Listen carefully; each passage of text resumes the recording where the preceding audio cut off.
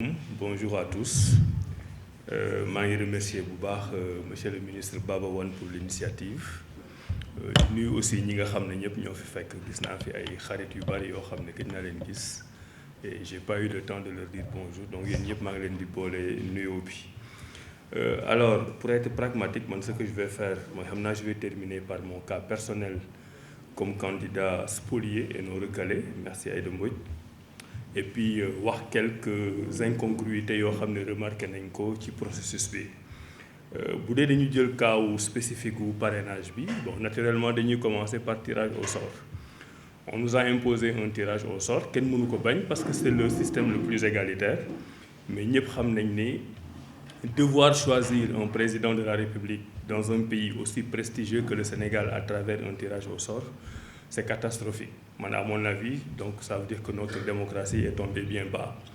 ku nekk lu la yàlla jox nga jël am na ko jël premier am na suñu sœur Aïda moom moo jël 93e je dirais pas Ndaare parce que c'est très péjoratif man j'étais 74e mais ñëpp ñi am et je précise que li may wax waxuma ko contre quelque candidat que ce soit mais li am la ñu gis ñun on s'est amusé avec mes jeunes à faire quelques statistiques par exemple parce que c'est pour confirmer li Aïda wax on s'est rendu compte que boo jëlee ba sur les 20 premiers yi génn tirage au sort les presque 80% yi mooy ñi nga xam ne ñoom ñoo mujjee déposé bi le jour de la clôture parce que lan moo ko indi parce que kenn du def tirage au sort par ay enveloppe parce que enveloppe boo ko yëngalee du bouger donc ñi nga xam ne parce que par exemple man j'étais le 27e à avoir déposé donc damay bokk sama tur day bokk ci ñi nga xam ne ñooy nekk ci suuf léegi ñi nga xam ne ñoom ñoo mujjee déposé la seen enveloppe di nekk ci kaw boo yëngalee enveloppe bi dañuy duggalante donc du bouger donc ñooñu la seen tur jëkk a génne daf leen bu baax attention ci li ma leen wax c'est pas contre eux mais c'est le système qui est comme ça donc tous ceux qui ont déposé en premier à part quelques exceptions ñoom ñoo nekk finalement ci fin bi alors que le système aurait été très simple nga jël ay boule boo ko jaxasee ñëpp xam nañ ne dafay jaxasoo après ku nekk jël sa chance donc loolu c'est un premier élément bon fichier bi du ma ci ñëwaat en détail ñëpp xam nañ ne moom moo war a doon miroir bi boo ko amul yow finalement yow mi di seetu doo xam looy nuroo beneen aspect bi mooy dès les premiers jours parce que moi j'ai travaillé avec un informaticien qui a fait beaucoup de va-et-vient au Conseil constitutionnel dès le premier jour signalé nañu 2 problèmes yoo xam ne dégguma ñu bëri wax ci premier jour déjà la machine du Conseil constitutionnel dafa am virus je sais pas ndegam rendre ngeen ci compte boo ñëwee dugal clé bi boo fàtte naa terme technique bu muy utiliser mais par exemple boo ko dugalee fichier bi daf koy copier 2 fois loolu ñun ñi di travail ci ordinateur yëpp maa ngi gis Cheikh Fall maa ngi lay nuyu war nañ ko xam des fois nga dugal fichier mu copier ko 2 fois benn bi am point beneen bi du am point loolu ça veut dire tout de suite que machine bi dafa am virus alors la machine du Conseil constitutionnel. On veut juste changer le micro. Parce que li ngay wax c'est tellement important. Merci. Donc machine au Conseil constitutionnel du Sénégal di organiser des élections une élection présidentielle 63 ans après les indépendances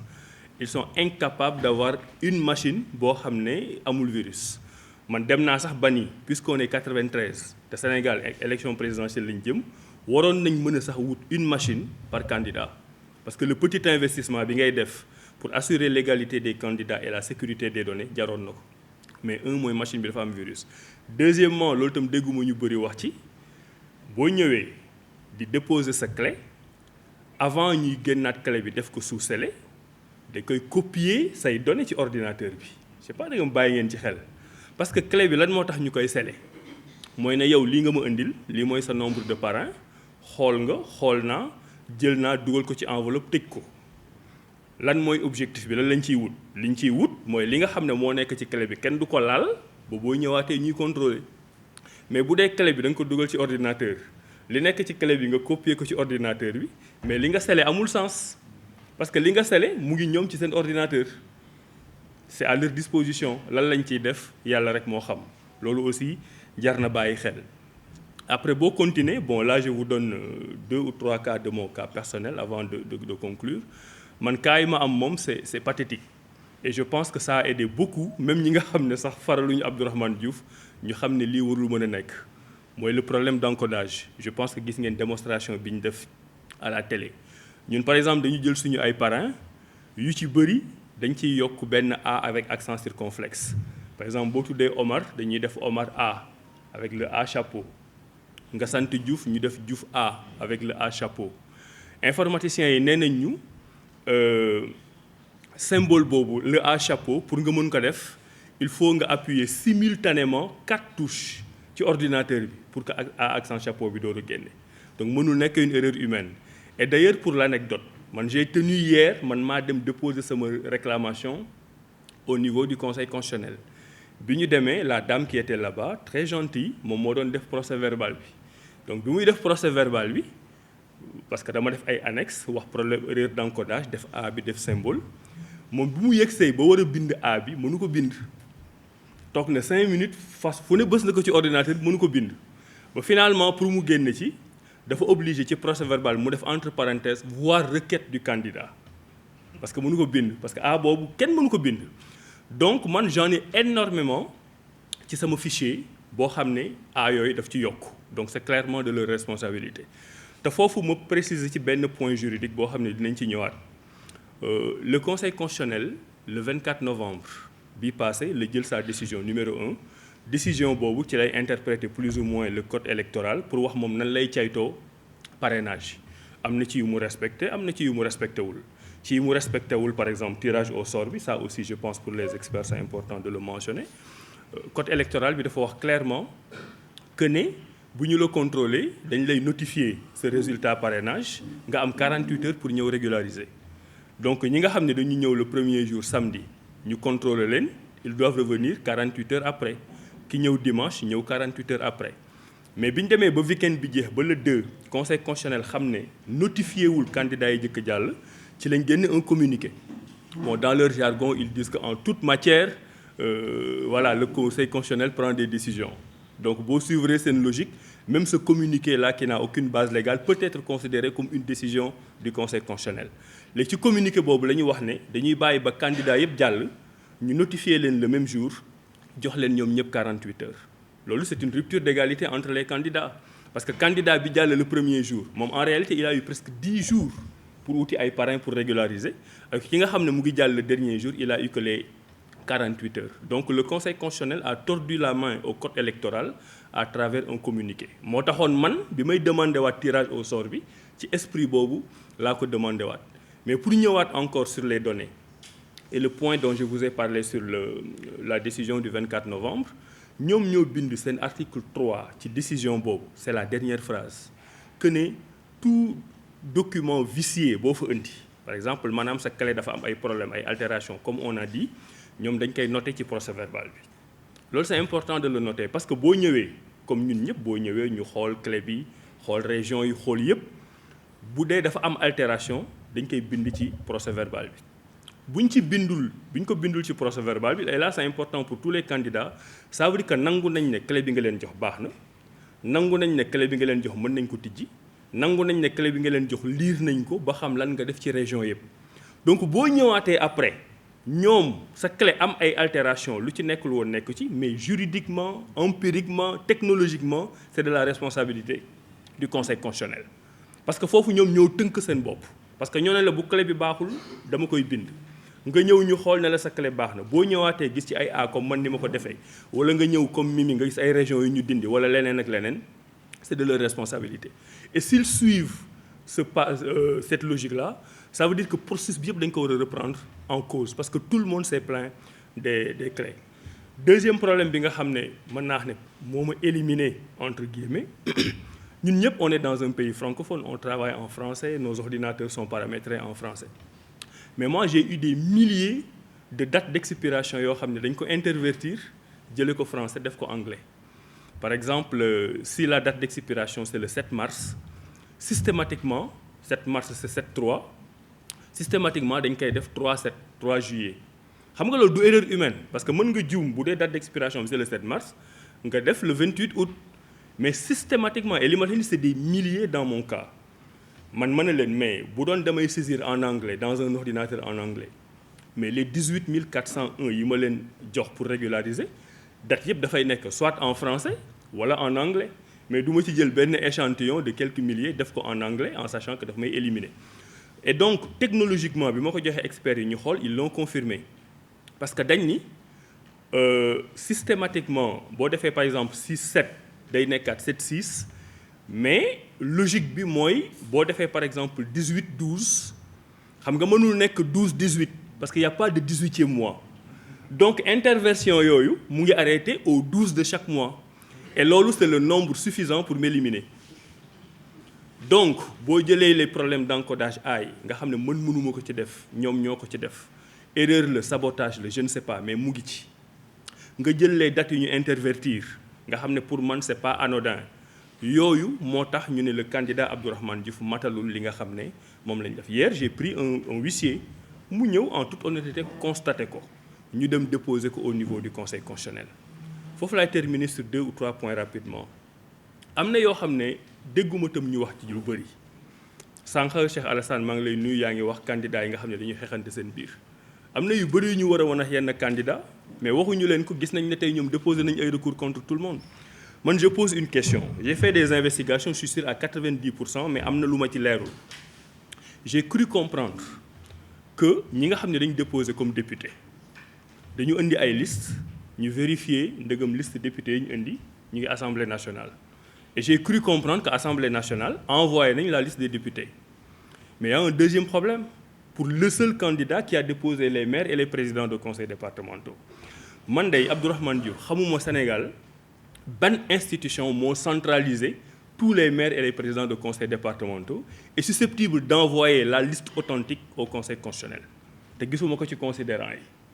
gisuma benn yoon ñu ne pour ce candidat dañu jël clé électronique comme ñun dugal ko ci ordinateur bi ça veut dire qu'il y a de fortes chances que ce candidat-là Amadou Ba en l'occurrence les 120 élus yi ko parrainé dañu ñëw rek jël feuille di xool alors que la loi nous dit que ce candidat-là qui a utilisé des élus mais il est susceptible d'avoir des doublons comme nous il est susceptible d'avoir des doublons comme nous c'est-à-dire da nga war a dugal clem te doublons yi li ñu ci wax dafa leer parce que loolu am na journaliste bu ma ko posé woon ma leeral ko ça ne veut pas dire que député nga boo parrainé député am nga droit parrainer citoyen non bu dee élu nga supposons nga nekk maire nga parrainé Amadou Ba c'est yow le maire là sa parrainage bu ñu ko retrouver dans un parrainage citoyen d'un autre candidat doublon la c'est-à-dire que le candidat Amadou Ba est devant un très grand danger de doublon yoo xam ne da ko war a régulariser bu ko mënul régulariser mu change ñu éliminer ko mais puisque dugaluñu clem le conseil constitutionnel et pour man loolu rek jar nañu tas affaire bi recommencer waat ko c'est-à-dire que y a des candidats pour lesquels on regarde les doublons yi moo éliminé 90% des candidats et il y a des candidats où naturellement un candidat pour lequel on n'a même pas fait le contrôle sur les doublons donc candidat bi moom il est tellement beau il est tellement intelligent il est tellement parfait que kenn du contrôler alors que je suis sûr ak parrainage bi nu mu demee parce que y a beaucoup de citoyens quand même qui ont parrainé 2 ou 3 fois malgré eux parce que xam ngeen carte d'identité yi ni muy kiiwee au Sénégal je suis pratiquement sûr que bu ñu defoon le contrôle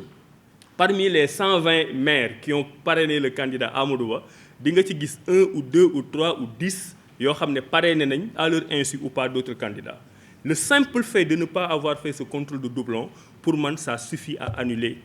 tout ce qui est en train de se passer maintenant dernier point ñun ñëpp démb dem nañ déposer xam nga fii moom ñëpp fi jàng droit kat nga koy jànge wala UGB wala feneen ñëpp fi yem ñi nekk ay magistrats ñi nekk ay juges ñi nekk ay avocats ñi nekk leneen ak leneen li ma xalaat te démb ci guddi rek balaa may tëdd maa ngi doon xoolaat la jurisprudence du conseil constitutionnel de 2019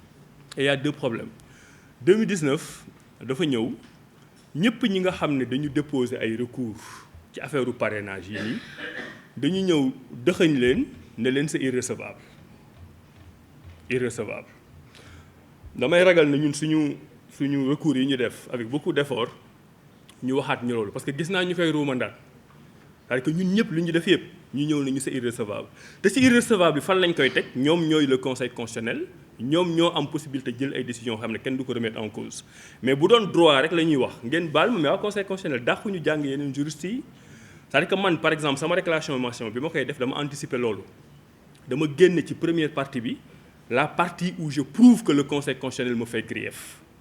au cas où ñu war ma wax c'est irrecevable pourquoi ça me fait grief parce que seen considérant 24 dañu tudd sama tur man dañu tudd sama tur El Hadj Abdourahmane Diouf ne Abdourahmane Diouf déposé na mais matalul parrainage ñu dem ci article 2 ñun ñëpp boo leen xoolee dañ ñu dëxañ ci benn article ne ñii ñëpp ils sont irrecevables et je le dis à partir du moment où vous avez posé un acte qui me fait grief moi en tant que candidat cet acte-là j'ai la possibilité de l'attaquer mais xool leen dans 2-3 jours ils sont possibles de venir dire c'est irrecevable donc si le conseil constitutionnel nous dit que tous nos recours là sont irrecevables mais ñun où est-ce qu'on va se plaindre donc tu es dans un pays boo xam ni on prend des informaticiens on leur fait jouer le rôle de juriste et on prend les juristes on leur fait jouer le rôle d'informaticien te bu ñu paree quel que soit tooñ bi ñu la tooñ yow tu n'as pas le droit de recourir parce que c'est irrecevable donc ça veut dire que ñun suñu démocratie c'est entre les mains de 2 ou 3 personnes parce que moi je fais confiance à ce que mon mandataire m'a dit dans cette salle où on contrôle le parrainage il y a une seule personne qui parle c'est le président Mamadou Badio Camara les autres ils ne parlent pas ils ne font pas des signes de la main ils ne font pas des signes de la tête c'est l'informaticien mooy wax ne dugal na duggul le temps par exemple dans mon cas mon informaticien a eu la présence d'esprit de dire mais écoutez il y a un problème d'encodage ce que je vois là c'est pas ce que je vous ai remis et mon informaticien m'a dit qu'il lui suffit d'1 minute pour loolu ñu corriger ko pour ñu defal ma un bon contrôle mais entre le moment où il dit ça et le moment où monsieur Badio Camara dit imprimer le procès-verbal après s'il le faut on appelle les gendarmes pour dégager c'est 1 minute donc voilà des gens qui ont un pouvoir exorbitant et qui en 30 secondes dañuy yàq liggéeyu benn nit lu mu def pendant des années et des années et des années je sais pas si les gens s'en rendent compte da ngay génne bon suñu chroniqueurs yi journalistes yi maa ngi leen di nuyu mais da ngay génne ñu ne Abdourahmane Diouf invalidé ñu commencé reetaan xaqataay xamuñu li nekk ci derrière nous on a mis beaucoup de compétences on a mis beaucoup de talent on a mis beaucoup de travail on a mis beaucoup de moyens financiers on a mis beaucoup de conviction on a fait énormément de sacrifices loolu nga ñëw en une poussière de seconde benn nit boo xam ne il est dans le tort te di yow génnal ñëwoo gendarmerie li nga def jeexoon na moi c'est pas la conception que j'ai du Sénégal et ce que je suis en train de voir est tellement grave que je ne sais pas si on est encore au Sénégal donc man j'en appelle à tout le monde je suis solidaire à tout le monde